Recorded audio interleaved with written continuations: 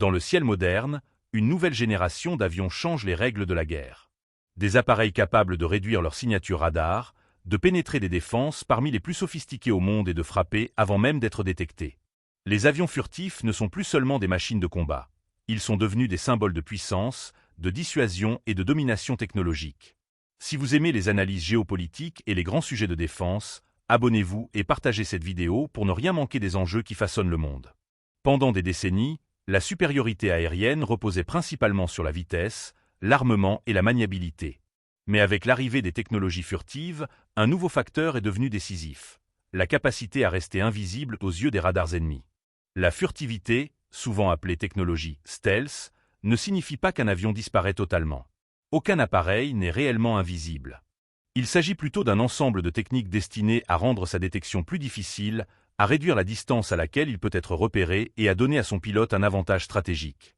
La première étape consiste à modifier la forme même de l'avion. Les surfaces sont conçues pour envoyer les ondes radar dans des directions qui compliquent leur retour vers l'émetteur.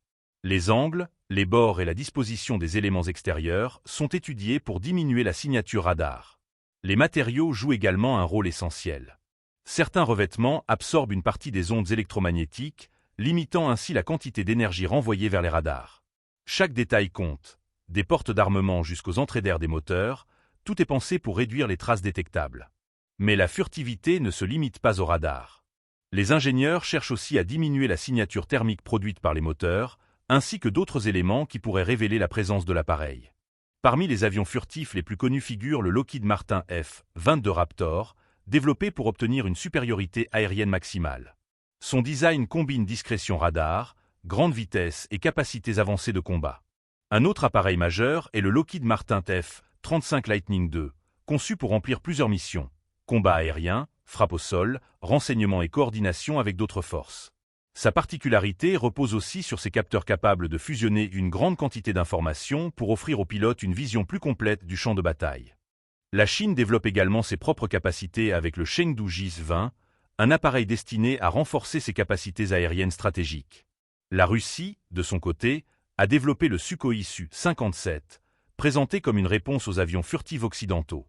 L'apparition de ces appareils a profondément changé les stratégies militaires. Les défenses aériennes modernes reposent sur des radars puissants, des missiles longue portée et des réseaux de surveillance complexes.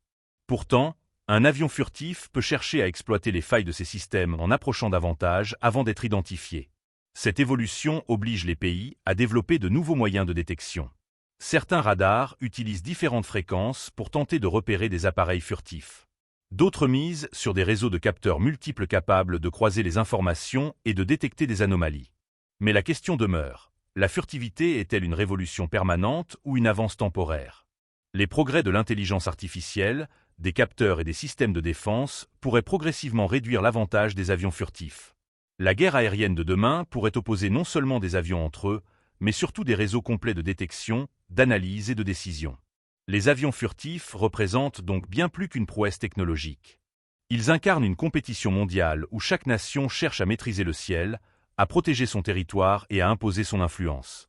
Dans cette course invisible, l'avantage appartient peut-être à celui qui voit le premier, même sans être vu.